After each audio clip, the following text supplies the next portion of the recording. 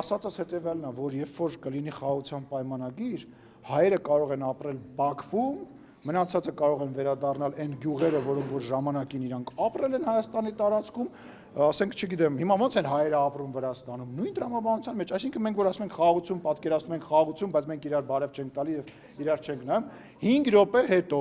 խաղաղության պայմանագիրը կնքելուց հետո Հայաստանի Հանրապետության բնակիչները եւ Ադրբեջանի բնակիչները սկսելու են իրար հետ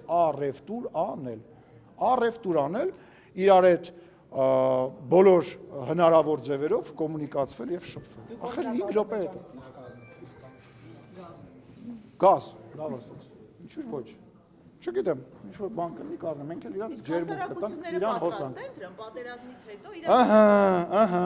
պետք է հասարակություններին պատրաստենք, դուք այդ գործին չեք օգնելու, ես վստահ եմ, տեսնում եմ, որ չեք ուզում օգնեք, բայց օրինակ ֆրանսիացիները եւ անգլիացիները 100 տարի իրար հետ պատերազմելուց հետո իրար հետ հիմա դաշնակից են եւ այլ երկրներ են ռմբակոծում իրենց ինքնաթիռներով։ Ես հավատում եմ, որ մենք